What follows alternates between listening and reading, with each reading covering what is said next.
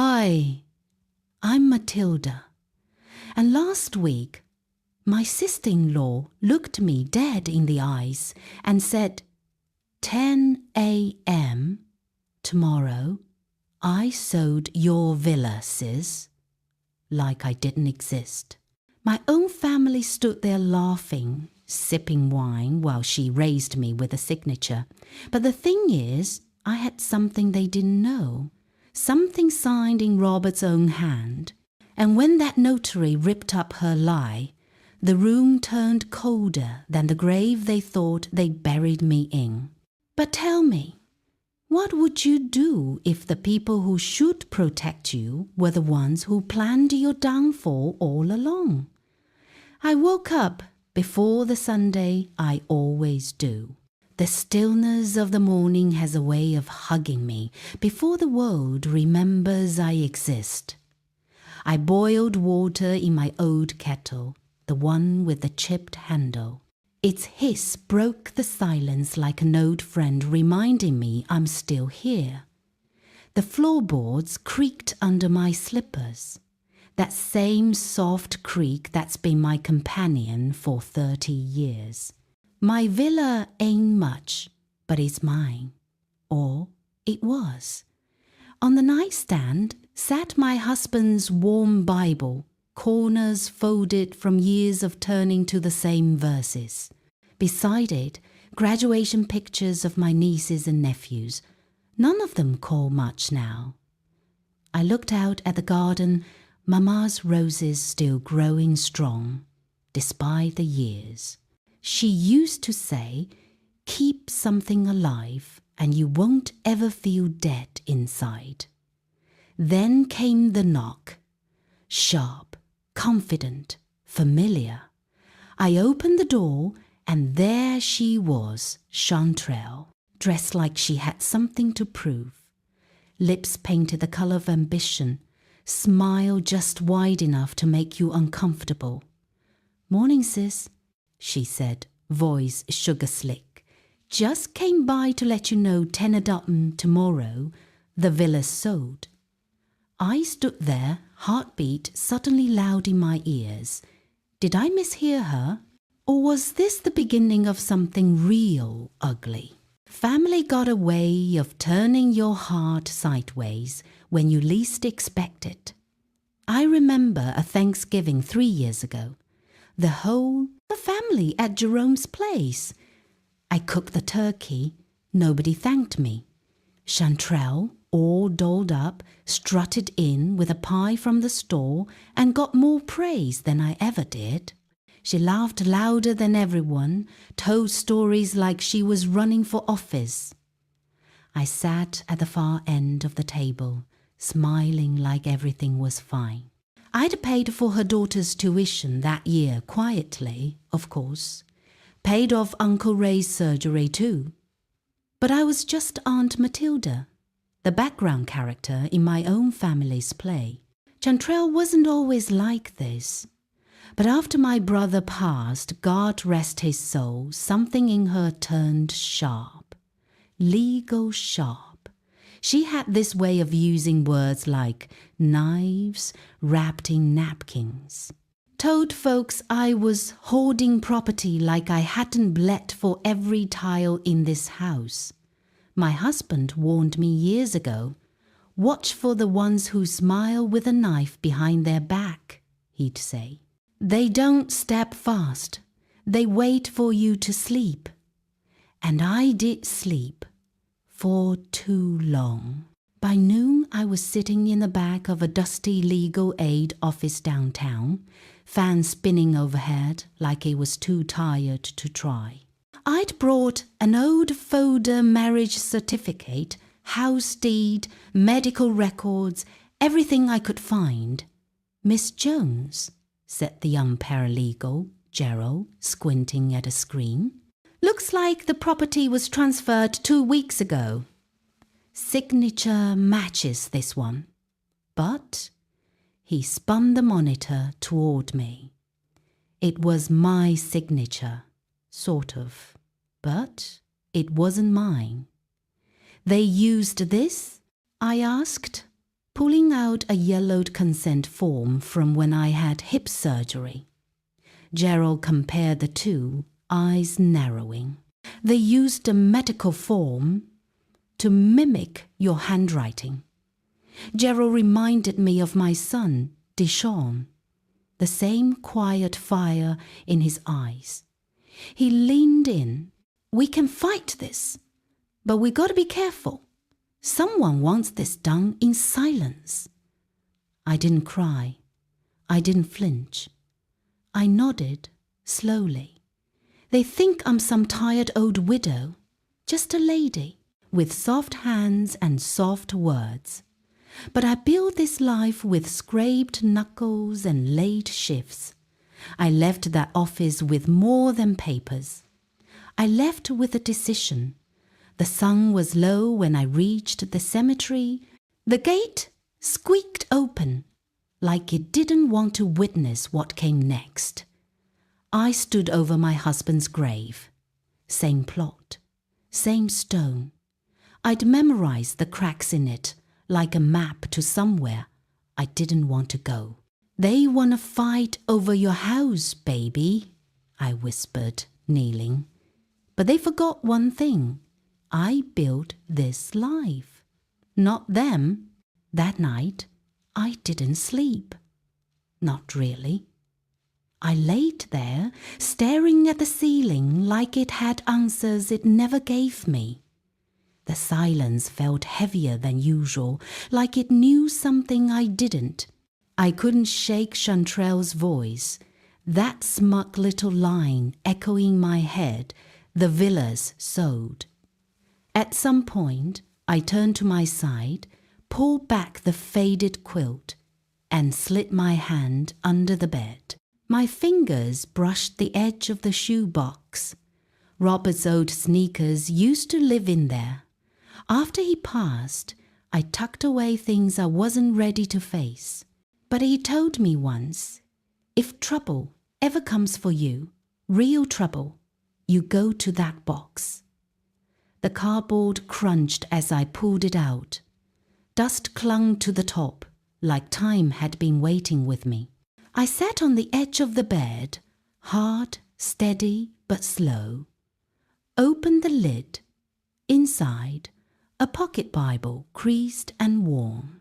A few photos. One of us on our wedding day. One of him holding a fish bigger than his pride. Then, 2 envelopes. One sealed in thick paper, the word legal scrawled in Robert's hand. The other unmarked. I opened the legal one first. Inside was a copy of our co-ownership contract. But this version had something I'd never seen before, a handwritten clause in the margin. In case of duress or fraudulent coercion, it read, full rights revert to the surviving spouse. My hands trembled, not from fear, but from the weight of what I was, holding. He'd known. All those years back, Robert had known somebody might try to take what wasn't theirs. The second envelope held a flash drive and a little recorder. I pushed the button.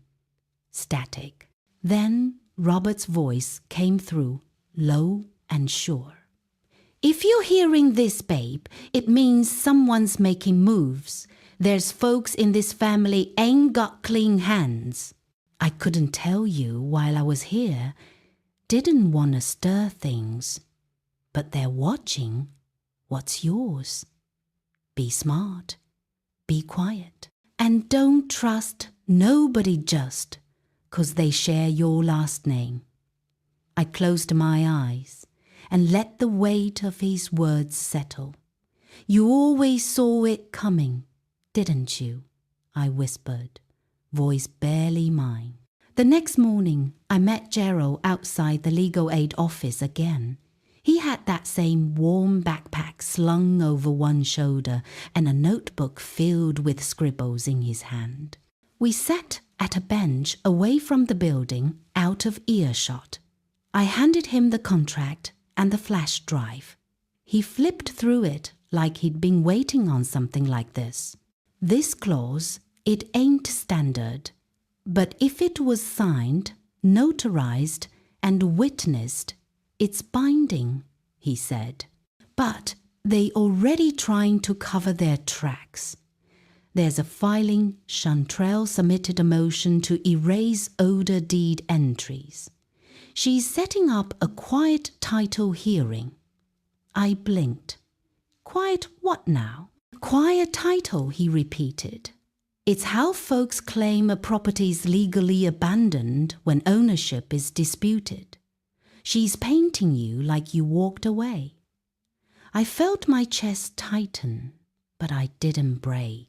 That's rich. I've been paying taxes on that house since '92.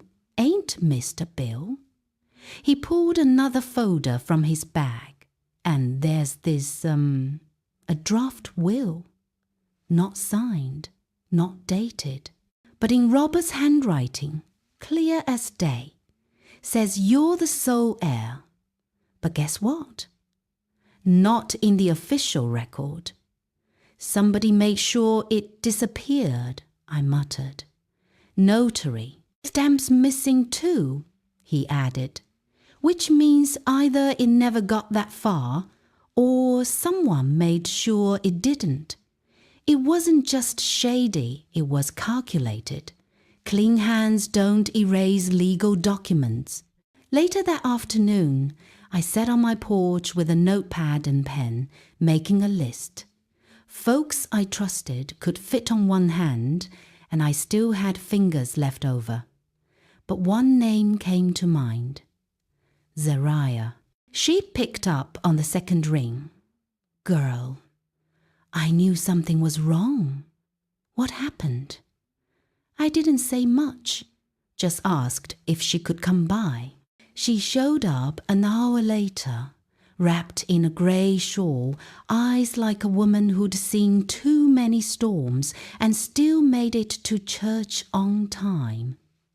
We sat in my kitchen, the recorder between us, still quiet. Chantrell's making a move, I said. I need backup, quiet backup. Zariah didn't flinch. A snake don't hiss before it strikes no more, Matilda. These days, they smile. I played her Robert's message. Her eyes didn't leave mine. Copy that thing, she said, twice. One for you, one for me. Hide 'em different places. Hell, I'll even keep one at the church office. She started naming folks, old neighbors, choir members, deacons who'd heard Robert talk about the house being mine. They remember, she said. We just gotta get their words before Chantrell rewrites history. I felt something stir deep in my gut, not fear, fire. They think I'm too tired to fight, I told her.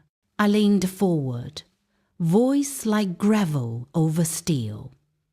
I'm just getting warmed up. Sun hadn't even cracked the sky when I heard something slip beneath the front door. A soft shuffle, intentional, deliberate. I waited, listened. No footsteps, no car engine, just stillness. I got up, slipped on my robe and walked to the door. An envelope lay there, plain as day, no markings, no name. I picked it up, hand steady. I wasn't startled. I was curious. Inside was a photograph. Me and Robert in our backyard over a decade ago. We were arguing. I remember the day he'd forgotten our anniversary and tried to play it off like nothing. But what shook me wasn't the memory. It was the angle taken through a fence, maybe from across the alley. Someone had been watching us back then. I flipped the photo over, written in red ink. This is why you don't deserve it. The words sat like eyes in my gut, but they didn't paralyze me. They sharpened me. They watching me now, I whispered. Good, let them. This wasn't just about some property anymore. It was mind games, intimidation. That picture wasn't proof of anything but fear. They wanted to shake me before the hearing. They wanted me to second-guess myself, to lose footing. But they underestimated just how steady I can stand. Later that day, the doorbell rang. Not a knock, an actual ring, like whoever was out there had no shame. I opened it slow. There stood a man I hadn't seen in years. Mr. Hargrove, the notary who signed the deed papers on the villa. He looked wrecked. Shirt wrinkled, skin pale, hands twitching like he was hiding something from himself more than me. I need to talk, ma'am, he said, barely above a whisper. Can I come in? I didn't answer right away. Just stepped aside and let him through. He perched on the edge of my couch, like the cushions might swallow him whole. I did what I was told, he began. Didn't know it would come to this. Didn't think it'd matter. Chantrell said it was family business. He glanced around like someone might be listening. She brought me an old consent form with your signature, he went on. Said it was urgent, your health declining. It wasn't until the hearing date got posted that I realized they used me. You got paid? I asked. Though I already knew, he nodded. Enough to shut up, he said, but not enough to sleep. Before I could ask more, a black car rode to a stop in front of my house, tinted windows, no plates I could read. Mr. Hargrove froze mid-sentence, face drained. I can't be here, he said, shooting to his feet. They're watching. He was gone before I could stop him, just like that cowardice in motion. I moved to the window, watched the car idle, then slowly roll off down the block. Whoever they were, they weren't hiding. That was the point. They wanted me to know I was being monitored. And that meant they were scared. That night, I sat back down with the voice recorder Robert left behind. I listened closer this time, not to what he said, but what I hadn't heard before. There was another voice, low, muffled, but there, in the background, mid-sentence. It wasn't Robert. I called Jarrell and sent him the file. Play it through something smart, I told him. Pull out what's behind it. He called me back an hour later. There's a second voice, he said. Filtered it through some clean-up software. It matches Otis Green, retired real estate guy. Used to run contracts with your brother-in-law, right, Otis? That name was like dust in the attic. You forget it until it falls right in your eye. Robert once said, if I die before Otis, make sure he don't sniff round this house. They'd been circling for years. I'd been grieving, praying, working, living, and they'd been plotting, planning, filing, signing, watching. They been planning while I been praying. I said out loud. But prayer ain't the same as blindness. I walked through my living room slow, taking in the walls, the photos, the shelves. This house wasn't bricks and boards. It was my battles, my memories, my damn peace. I picked up the phone and called Zaria. It's time to stop hiding, I told her. I'm going to make them face me. There was a pause, then her voice, calm as a Sunday morning.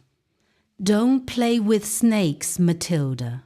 I smiled, but it didn't reach my eyes. "Honey, I ain't playing," I said. "I'm pruning my garden." I wasn't the one who should be afraid. That night, just as I was settling down, I heard his slow steps on the porch. Not rushed, not sneaky, just deliberate.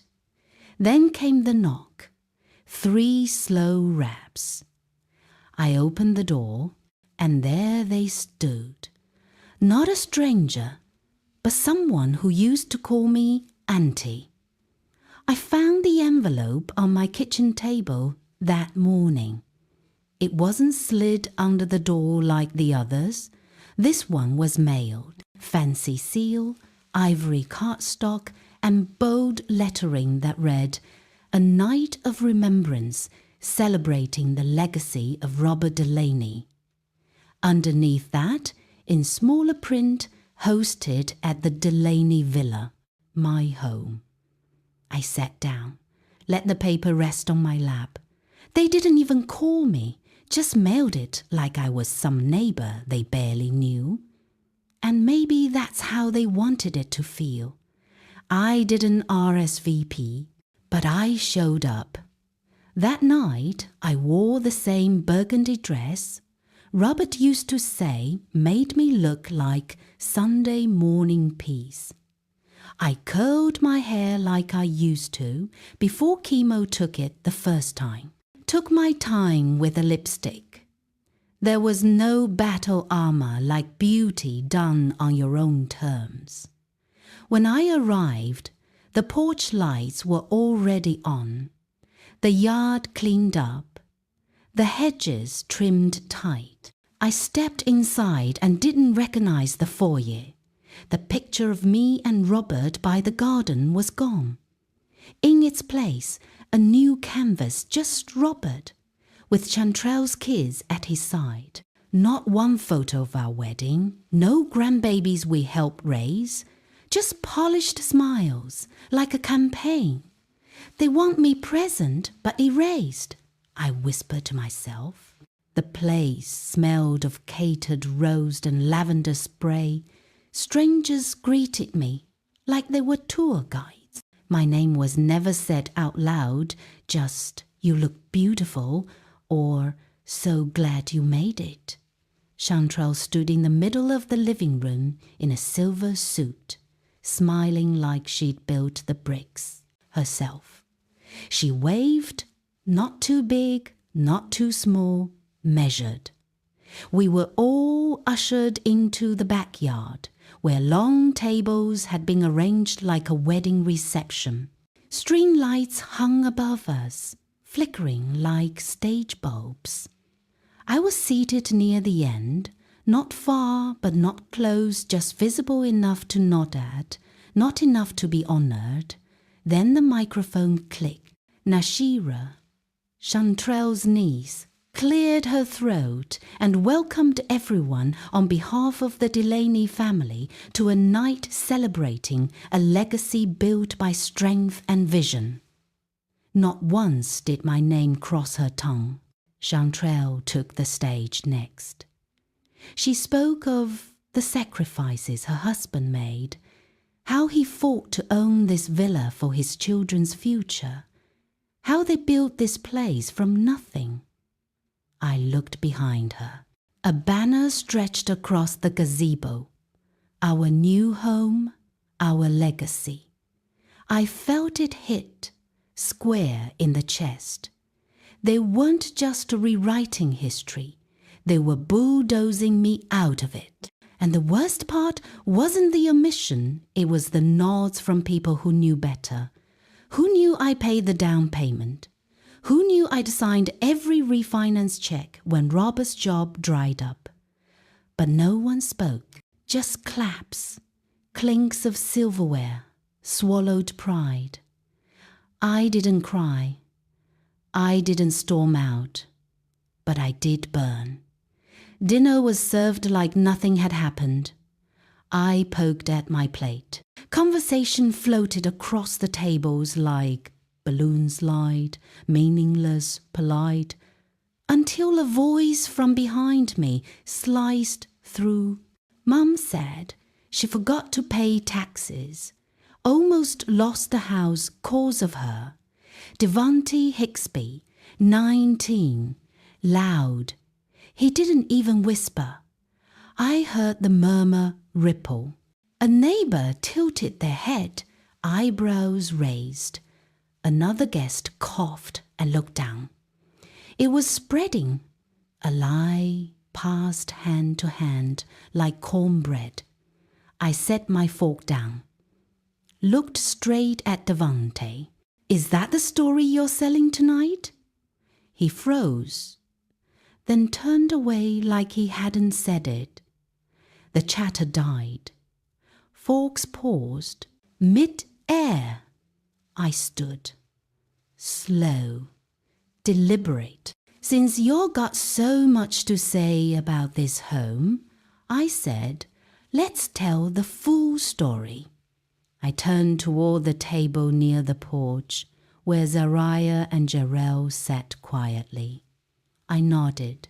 They stood and came forward. I'd like to ask Carlone Sims something, I said. She was seated near the catering station. Older woman, used to work the county desk before retiring.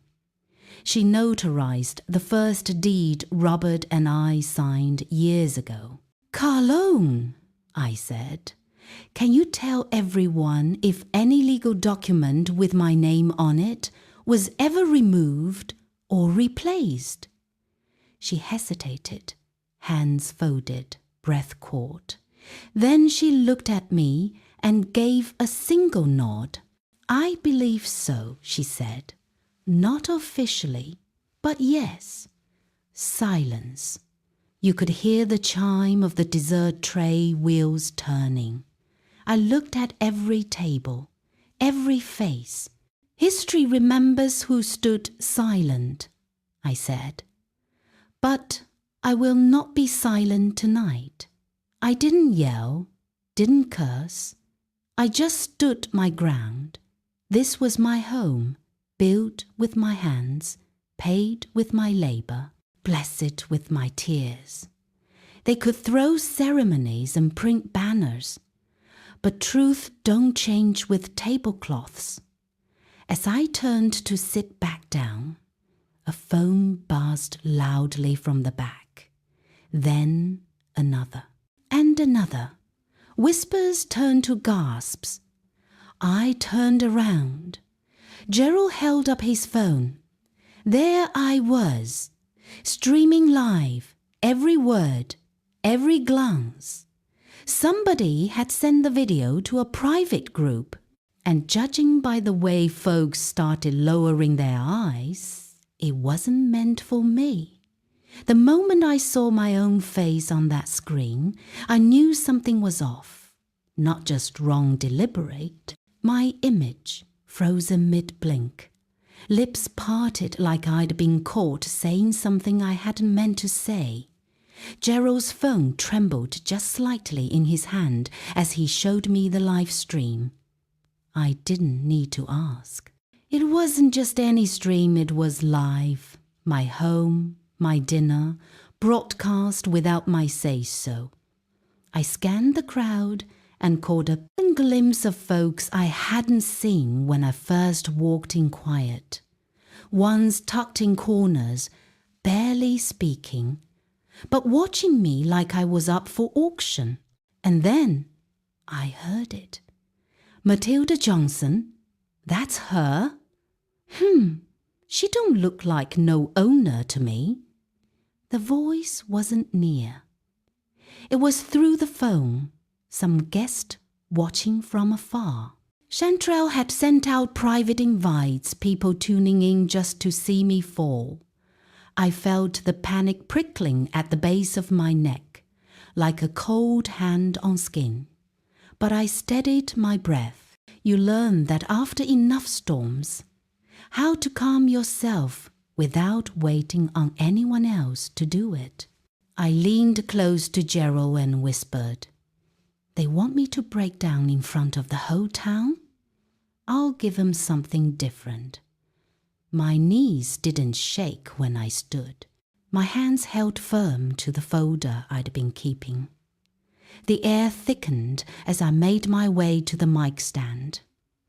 "I just have a few words," I began. That's when Nathan stepped up, smooth, fake smile like always, and cut the mic. Just press the button like my voice was background noise. "Time's up," he said, with syrup in his tone. "Let's keep the energy positive, folks." The silence that followed hit hard. Not the kind that comes with reverence, the kind that comes with dismissal. I looked out at the sea of eyes, some wide, some narrowed, but none willing to speak. "You don't get to silence me tonight," I said low enough to sound like a promise. Cameras lifted, phones tilted. Somebody whispered, "She's gonna snap." But I didn't snap. I stood taller. Then it came, sharp and uninvited, from a voice halfway across the room. "You moved out on your own, right? Nobody made you. You never fought back. That means you didn't mind." It came from Dolores, a neighbor who once borrowed sugar like it was communion. Her words sliced cleaner than any mic. The room held its breath. I could feel it. My chest tightened, but not from fear, from memory. I saw every late night at the dining table, lights off to save on the electric bill, cooking dinner on borrowed time and money, watching my husband slip away piece by piece. I didn't shout. I didn't cry. "To you, it looked silent," I said slowly. "To me, it was survival. The older women, the ones who know what it is to lose and keep going, nodded. They didn't say much. They didn't have to." I felt the shift in the room. Then came Zariah. She didn't ask, didn't wait. She stood beside me, heels clicking like punctuation. "Matilda deserves better than whispers and lies," she said, her voice cutting clean through the air. Jarrell came forward too, held up the recorder like a badge. "I got the audio. I got it all." There were murmurs now, low and twitchy. A few folks looked like they wanted to disappear. Chantrell's face turned hard, corners of her mouth twitching, like she'd bite down on her own teeth if it stopped the moment from growing. I turned slow and let my eyes meet every corner of that room. "This dinner won't be remembered for the music or the food," I said. "It'll be remembered for what it exposed. The lies, the theft, and the silence you tried to bury me with." I turned to Jarrell. "Press record." He did. Red light blinking. Somebody's fork clattered to a plate. And right then, as if on cue, the lights dropped. Whole room sunk into darkness like a curtain falling. Gasps. Chairs scooted back. I heard a wine glass hit the floor and shatter. Then the static buzz from the speakers. A pause and a voice, deep and almost distorted, slid through the sound system. "You should have stayed quiet, Matilda." When the lights cut off, the whole house exhaled at once. A few screams, some chairs sliding, glass shattering somewhere near the kitchen. That voice from the speakers, "You should have stayed quiet." Matilda still lingered in the dark like smoke that wouldn't clear. I stood still, For a long second, my hand gripping the back of a chair to steady myself, the smell of sweat and perfume mixed with fear in the air. Someone was crying softly. Someone else whispered a prayer. I didn't move until the emergency light flickered on near the hallway. The room came back in patches, faces half lit, eyes darting. Chanterelle was gone. I could feel her absence before I could see it, and just like that, I knew this night wasn't about embarrassment anymore. It was about control, about who got to hold the truth when the lights came back on. I left the crowd murmuring and walked toward my study, heels tapping against the old oak floor. My house creaked with memory like it knew this was the night it had to stand with me or fall apart. I closed the door behind me and leaned against it, letting the noise fade into a distant hum. On the desk, under the small lamp that still worked, I laid out everything. The old deed, the voice recorder, the envelope from the shoebox. The papers looked ordinary, just ink and time, but together they were my proof that I wasn't crazy, wasn't weak, wasn't the woman they painted me to be. My phone buzzed. Gerald. They're arming against you, he said, voice tight. Chanterelle called her lawyer. They are moving fast. Be ready tonight. I smiled, not from amusement, but from something sharper. Tonight, I said, I stopped being their ghost. I sent one message, just one to the community elders and a few guests I trusted. Come, if you believe in truth. Then I sat there, waiting, breathing, memorizing the silence. When the knock came, it wasn't loud, just steady. Familiar voices trickled in Zaria first, then two of the elders, then Gerald. The study filled slowly, the air thick with purpose. I walked to the center of the room and held the sealed legal envelope in my hand. It felt heavier than it ever had before. This, I said, setting it down on the table, is what I've been carrying. Every deed, every promise, every truth. The sound of the paper against the wood was louder than any shout. People shifted, coughed, whispered. Chanterelle appeared in the doorway, her face tight, her smile brittle as porcelain. You don't know what you're doing, Matilda, she said.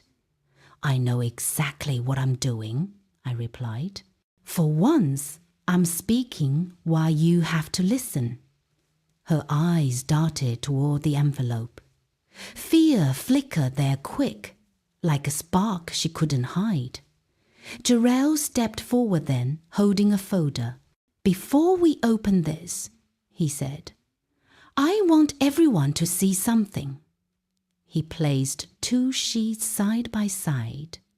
One, the deed Chanterelle had refiled, and the other, the old medical release form from my years working as a nurse. The signatures were identical. Gerald pointed to the fine details, the angle of the M, the pressure marks at the tail of each stroke. These aren't signatures, he said. They're copies, traced, forensically verified as falsified. A ripple went through the room, gasps, curses under breath, the shifting sound of guilt spreading through expensive shoes. I looked straight at Chanterelle. You wanted to strip my name, I said softly. But signatures they lie when fear writes them. She froze. Her jaw trembled for a second before she caught herself. Someone muttered, Lord, have mercy. The mayor, old Caldwell, who hadn't said a word all night, stood from the back of the room. Matilda, he said, You've lived in this home longer than half the people in this room being alive. I saw you plant those trees out front. I saw you pay every tax when Robert couldn't. You never asked for credit. But it's time you got some. That cracked something open. The church elders nodded. Zariah added, We've all eaten at her table. We know who held this house together. The tide turned right there. For the first time in years, I felt the weight shift off my shoulders and back where it belonged on theirs. I looked around, let the moment stretch, and said, Tonight, I reclaim not just my name, but my narrative. The words landed like bricks. People looked down. Others clapped softly, hesitant but real. But Chantrell, she didn't clap. She stood. Her hands trembled, not from fear but fury. You think this ends tonight? She hissed. You think one envelope, one speech fixes what's already done? You got no idea, Matilda. Her voice cracked into a shout. I have one last card. Before I could move, before anyone could speak, the lights flickered again, that same heavy silence swallowing every word. And in that darkness I heard it, the faint, unmistakable sound of paper tearing. Chantrell's voice hadn't even finished echoing off the walls when it happened. Everything went black. Not dim, not flickering, just gone. The entire villa was swallowed up in a thick, humming darkness, like the air itself held its breath. I stood still for a beat, listening. The silence wasn't really silent. There were gasps, chairs scraping, someone dropped a glass and cursed. Feet shuffled, heels clicked too fast. Someone whispered, It's starting, like they'd been waiting for it. I pulled out my phone, fumbled for the flashlight. Its weak glow cut through the shadows enough for me to see panicked faces, jittery eyes darting around. Hands reached for walls or each other, unsure if they should run or sit still. Stay calm, I called out. This is what they want, chaos, confusion. Don't give it to them. No one answered, but a few folks slowed down. That was enough. From the corner of my eye, I caught movement near the fireplace. Somebody hunched low, clutching papers, too careful, too fast. I didn't move yet, just watched. I'd learned long ago, sometimes your stillness reveals more than your fury. Then I heard Chantrell's voice, sharp and shrill, cutting through the dark like a match against dry wood. That's not legal. None of that is. You don't even know what's in that envelope. Somebody hissed. She's lying. Chantrell kept going.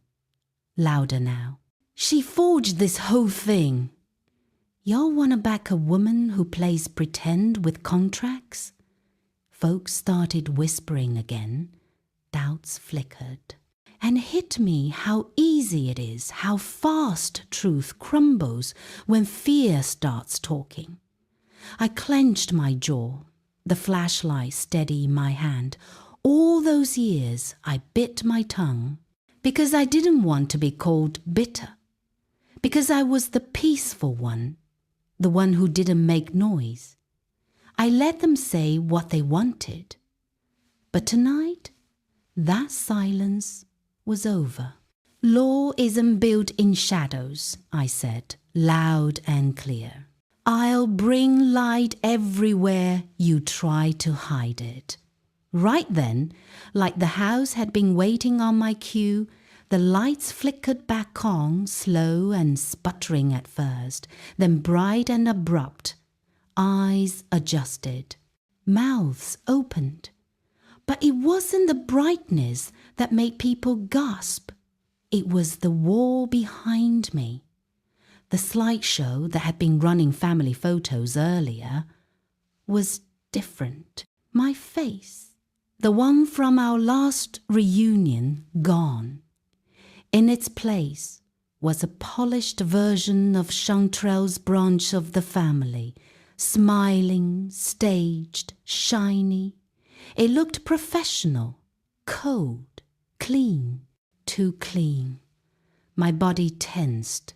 My heart didn't break, it burned. I walked slowly toward it, pointing straight at the screen. You wiped me out of a memory I lived every single day, I said. Some folks lower their eyes. Others couldn't stop staring. That wall told them something they hadn't dared say out loud. That someone had decided I didn't exist. Not just legally, emotionally, culturally. Like I was a smudge they'd finally erased. I turned around and looked at the room, my voice steady. Change it back. Tranelle Beckford, who'd always kept things quiet and digital, stepped forward from the side, unsure. You still got the original files, don't you? I asked. He hesitated. I do. Then show them. Right now, the ones with my face where it's supposed to be. He nodded, pulled out a drive from his coat pocket. And if anyone needs proof, I added, reaching into my bag, I brought the backups. A few guests took out their phones, started pulling up photos, reunions, birthdays, barbecues tagged, posted, saved, all with me in them. With them. You can erase me from your image, I said, but not from the evidence, and not from memory. Chantrell's face flushed dark red. Her lips moved, but no words came out. Then a strange sound buzzed from the corner. One of those small security cams on a shelf blinked green, and suddenly a red light flickered on. Someone whispered, "It's live." My phone vibrated. A notification popped up. Live stream started. Villa Truths. They were watching. Not just the folks in the room, but strangers. Hundreds, maybe more. I waited until every light was burning and every camera lens pointed my way before I spoke. The red dot on the main camera glowed a beacon demanding truth. I cleared my throat. Everyone turned. Lights on. Cameras rolling, I said. I've hidden nothing this evening. Tonight, all recordings stay active. A flicker of surprise passed across faces. Some shifted in their seats. Others held their breath. I held the envelope in my hand, shaking just enough to let people see its weight. Robert made promises in this room, words spoken when he believed in tomorrow. I carried them quietly for years, but I refused to carry them in darkness any longer. I nodded to Jarrell. He pressed play. Robert's voice came through crisp and sure, followed by mine. You will have equal rights. My voice, once young, hopeful. They listened. They recognized. Silence gathered around us like heat rising. I raised the envelope. Pah. Then I turned to the back. Carlone Sims, come forward. He emerged slowly, footsteps soft, but hollow. I watched his face, watched his shoulders sag. You notarized papers after Robert passed, I said. You witnessed what you should never have seen. He swallowed hard. They said it was legal. I held up my hand. We have evidence. Jarrell cued the video. On screen, my name, crisp and clear, then a pen scratching across it. The camera caught Carlon marking the paper without hesitation. A gasp rose. Faces drained of color. Carlon's voice came weak. I was told to act. I was threatened. Threatened? To betray your oath? I asked. He looked away.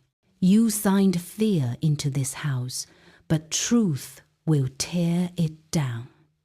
I picked up the document, held it tightly, and then ripped it into the sound sharp, final. Chanterelle's mask cracked. Her eyes widened, lips parted. I wasn't done. I reached into my bag, pulled out the second envelope, and opened it. Here, I said. Robert's will, handwritten. The room leaned in. I read slowly. To Matilda, my beloved, I name you sole heir.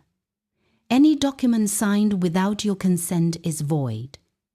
Take what is yours and protect what remains. They may erase my name from their lips, but they cannot erase the truth I leave behind. The air trembled, cameras clicked. Some guests whispered, my voice cracked once, then I steadied. This was never mine to lose. It was only hidden from me. Chanterelle lunged. You forged that too. The crowd recoiled. Look around, I said. You saw me repair, pay, care while you erased me in public. Don't pretend I was background noise. Devante stepped forward. That's Uncle Robert's hand, he said. Chanterelle shook. You'd back her lie? After everything I've seen, he said. I know truth when I hear it. She shouted again. The cameras captured her tremble. I picked up the will and envelope. I don't need to plead, I said. I just need to walk. I headed for the door. Guests followed me out. Many never looked back. At the threshold, I turned. The light caught her face bare, exhausted. You just lost your stage, I said quietly. I stepped outside. The feed zoomed in on Chanterelle one last time, her lips quaking, her eyes haunted before the screen went dead. Morning came soft and slow, like mercy. I woke to birds singing somewhere beyond the walls of my villa and the scent of dew on grass. The quiet wasn't empty. It felt earned. I walked out into the garden, bare feet on cool stone, holding a steaming mug of coffee. The sky was pale, the air crisp. For a moment, I closed my eyes and let it wash over me. This house has seen my worst days and my strongest ones. It held me when I thought I had nothing left. I didn't have to shout today. I didn't have to prove anything to anyone. I lowered my newspaper to my lap, opened my notebook, and wrote with steady hands. They tried to erase me. I wrote myself back in. Devante came out quietly, footsteps soft on stone. He held an envelope. His face was uncertain, careful. He offered it. Mom, I brought this. I didn't reach for it right away. I watched him.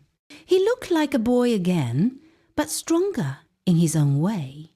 He hadn't always known how to speak up, but he was here. I opened it slowly.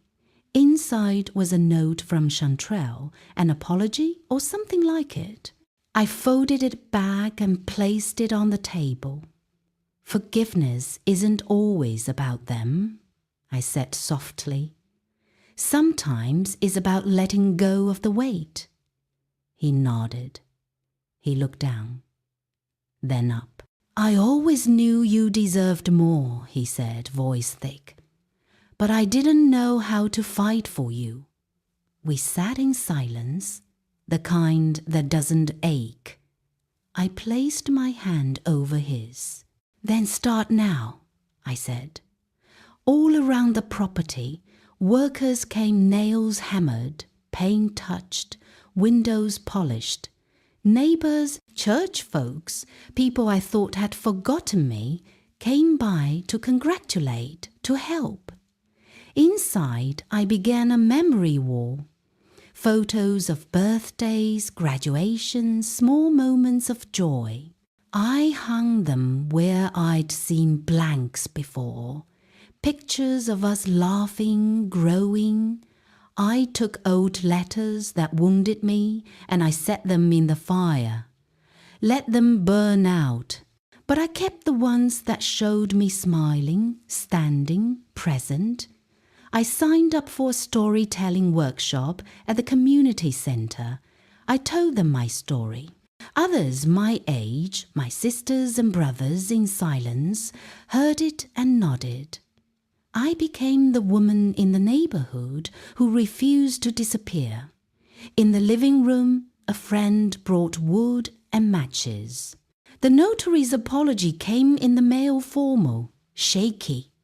I folded it and placed it in the fireplace. I struck the match. The flame took it.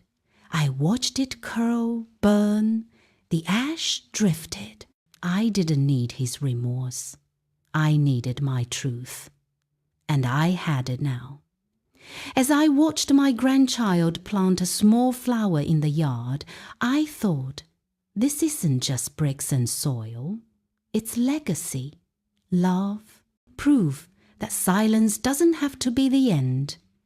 I leaned against the doorframe. Behind me, rooms full of memories.